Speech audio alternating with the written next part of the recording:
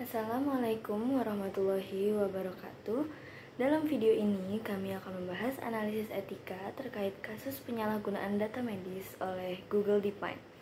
Kasus ini mengungkapkan bagaimana data pasien yang seharusnya dilindungi bisa disalahgunakan dan mengapa sangat penting untuk mempertimbangkan aspek etika dalam pengelolaannya. Saya Najmah Humairah Thayyib dengan NIM L02230333 dengan rekan-rekan saya Dezinta Maheswari dengan NIM L02230009. Saya Graciela Pascalin dengan NIM L02230015. Saya Kartika Ayu Rahmawati dengan NIM L223023. Kami akan mempresentasikan beberapa aspek penting dari kasus ini. Dalam era teknologi digital, data medis adalah salah satu aset paling berharga dalam dunia kesehatan. Dengan data yang tepat, penyedia layanan kesehatan dapat memantau kondisi pasien, memprediksi penyakit, dan menyelamatkan nyawa. Namun, di sisi lain, data ini juga sangat sensitif dan memerlukan perlindungan ekstra. Salah satu kasus yang mengundang perhatian besar dalam industri kesehatan adalah kolaborasi antara Google DeepMind dan National Health Service atau NHS di Inggris pada tahun 2017. Mereka mengembangkan sebuah aplikasi yang bernama Streams untuk memantau pasien berisiko gagal ginjal. Tapi, apa yang sebenarnya terjadi? DeepMind diberi akses ke lebih dari 1,6 juta catatan medis pasien oleh NHS. Aplikasi yang mereka kembangkan, yaitu Streams, bertujuan untuk memudahkan dokter memantau pasien yang berisiko mengalami gagal ginjal. Namun, masalah muncul ketika terungkap bahwa DeepMind mengakses data ini tanpa persetujuan langsung dari pasien.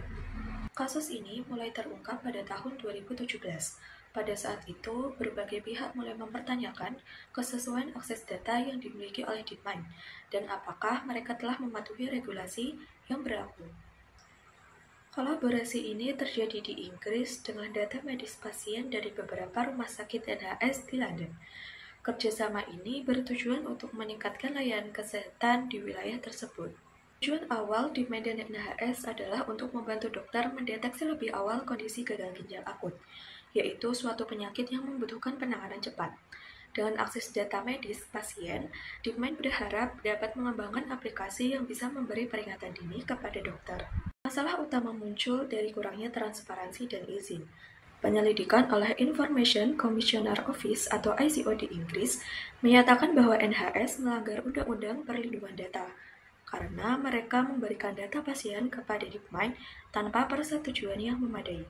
Pasien tidak diberitahu dan tidak ada mekanisme bagi mereka untuk menyetujui penggunaan data pribadi mereka. Kode etik sains data dari Data Science Association menekankan pentingnya menjaga integritas, privasi, dan keamanan data di setiap tahap prosesnya. Ilmuwan data harus transparan dalam metode yang digunakan, bertanggung jawab secara sosial, dan berusaha menghindari bias dalam pekerjaannya. Mereka harus menunjukkan profesionalisme yang tinggi, mengutamakan kepentingan publik, serta mengelola resiko untuk mencegah dampak negatif bagi masyarakat. Selanjutnya, pelanggaran kasus berdasarkan etika sains data. Yang pertama, sekitar 1,6 juta data medis pasien telah digunakan tanpa persetujuan eksplisit oleh Google DeepMind. Ini merupakan pelanggaran kode etik nomor 5 tentang privasi data, yang menyatakan bahwa setiap individu memiliki hak untuk mengontrol dan mengetahui bagaimana datanya digunakan. Seorang ilmuwan data juga harus menghindari penggunaan data tanpa izin dan harus melindungi data dari akses yang tidak sah. Yang kedua, transparansi dan kejujuran dalam pengelolaan data juga merupakan hal yang utama dalam etika sains data. Tetapi dalam hal ini, Google DeepMind dinilai kurang transparan dan tidak jujur dalam menginformasikan bagaimana data seorang individu digunakan. Dan ini melanggar kode etik nomor 6 tentang seorang ilmuwan data harus memiliki sikap yang jujur dan transparan dalam menginformasikan bagaimana data seorang individu itu dikelola. Yang ketiga, kepatuhan hukum dan regulasi juga merupakan prinsip yang utama dalam etika sains data. Tetapi dalam hal ini Google DeepMind tidak sepenuhnya mematuhi hukum yang ada. Dan ini merupakan pelanggaran kode etik nomor 3 tentang kepatuhan terhadap peraturan. Yang keempat, kurangnya keamanan dan penggunaan data medis tanpa izin mengindikasikan adanya kelalaian dalam hal keamanan dan penyalahgunaan data oleh Google DeepMind. Dan hal ini melanggar kode etik nomor 9 tentang seorang ilmuwan data harus memiliki tanggung jawab untuk menjaga keamanan dan mencegah penyalahgunaan data medis seseorang.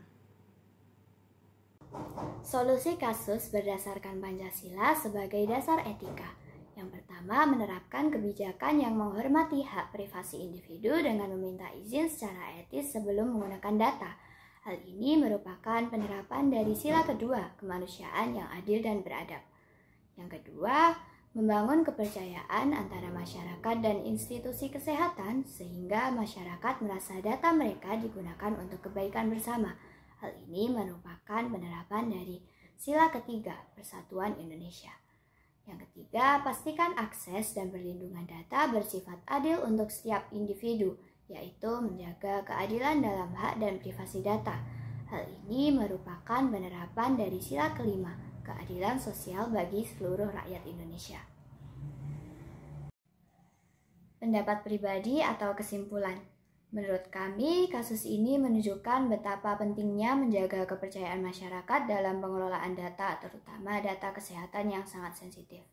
Jika data pasien digunakan tanpa izin, masyarakat bisa merasa tidak aman dan kehilangan kepercayaan pada layanan kesehatan.